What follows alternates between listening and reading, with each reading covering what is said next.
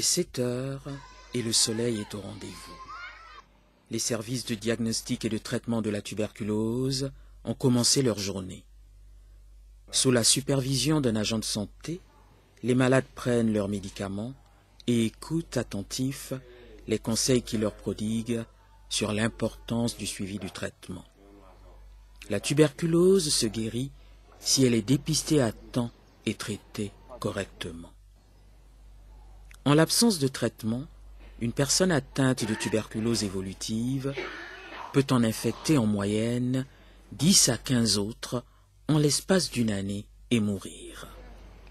Avec seulement 12% de la population mondiale, la région africaine contribue à 31% de l'incidence des cas de tuberculose dans le monde. La persistance de cette maladie contagieuse et infectieuse est attribuable à divers facteurs. En voici 3.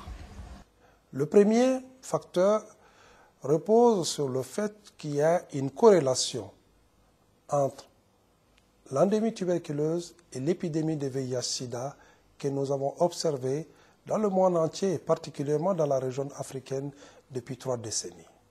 Le deuxième facteur s'explique par le fait qu'il y a un accroissement démographique. Et les cas de tuberculose que nous observons aujourd'hui sont ceux qui ont été préalablement infectés il y a une dizaine, une quinzaine d'années auparavant.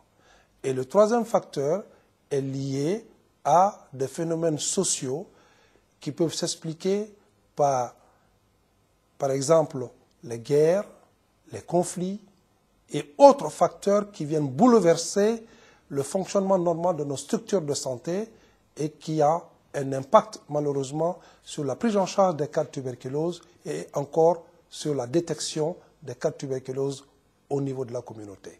Chaque année, 3 millions de nouveaux cas de tuberculose sont enregistrés dans la région africaine, dont 600 000 décèdent.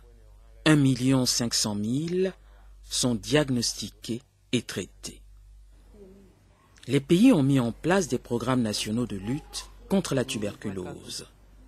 Les services de diagnostic et de traitement sont intégrés dans l'ensemble des centres de santé de base. La stratégie DOTS, traitement sous surveillance directe, assure la guérison de la plupart des personnes qui se présentent dans les centres de soins. Sa mise en œuvre est effective dans nombre de pays de la région. On compte parmi ceux-ci le Bénin. Nous sommes assez rigoureux dans l'application et la mise en œuvre des recommandations contenues dans cette stratégie-là. Et c'est ce qui fait que nous avons quand même enregistré pas mal de résultats satisfaisants dans la mesure où nous sommes très stricts pour ce qui concerne la prise en charge de la maladie. Une fois qu'un cas de diagnostic de tuberculose est diagnostiqué au Bénin ici, le suivi est très strict pour s'assurer que le patient a effectivement pris ses médicaments et la totalité de ces médicaments-là.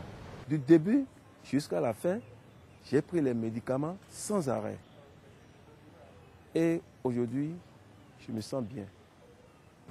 When I buy dernier contrôle, I want to man no masino kanji, I do miterofi.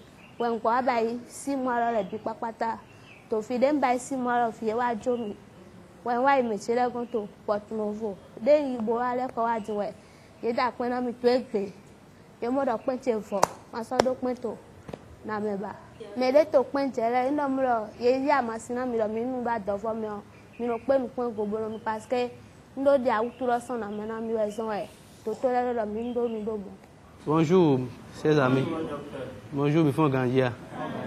Bon, mais j'ai nous atteint mais ton les atteint on pour nous bon. Mais les ton do point we aji les nous bon. Point we mais oro à son barabara de we. On vit de notre domaine mais oro beka kabi tadio fijo e no henu me mo ya. I think me nanu me no nu aton me no nu we me de no nu ene na nu ene me na je mele yology. Les programmes nationaux de lutte contre la tuberculose travaillent en étroite collaboration avec les communautés. Celles-ci les aident à identifier les cas de tuberculose et encouragent tous ceux et celles qui présentent les symptômes de la maladie à aller faire le dépistage. La mobilisation communautaire, la décentralisation des activités de lutte et l'approvisionnement régulier des médicaments et des outils de diagnostic sont essentiels en termes de prévention et de prise en charge des malades. Pour autant, la région africaine n'est pas au bout de ses peines. Elle est exposée à 2 autres défis majeurs: la tuberculose pharmacorésistante ou résistance du bacille de Koch aux médicaments antituberculeux et la co-infection tuberculose VIH-Sida. Il est véritablement important de rechercher systématiquement l'infection à VIH chez toute personne ayant une tuberculose parce que la tuberculose est la première infection opportuniste du VIH. Le nombre de cas de tuberculose attribuables à l'infection à VIH-Sida dans la région africaine se situe à 30%. Dans certains pays, 60% des malades de la tuberculose ont également le VIH-Sida. Cela ne va pas sans poser de problème dans le domaine du traitement des malades. Ce n'est pas toujours facile que le malade accepte les 2 traitements à la fois. Mais le travail se fait toujours en équipe. Lorsque le malade est dépisté co-infecté, on lui explique clairement sa situation, qui est une situation particulière. C'est-à-dire, il doit être pris en charge pour la tuberculose, mais également pour son infection à VIH.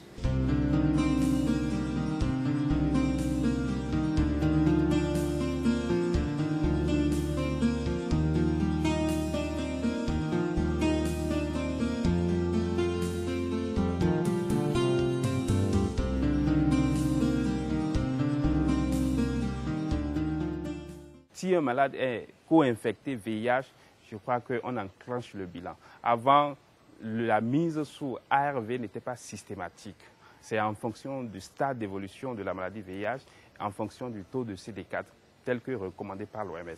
Mais je crois que depuis quelques semaines, il y a une autre circulaire qui sort comme recommandation de mettre systématiquement ces malades co-infectés sous antirétroviraux.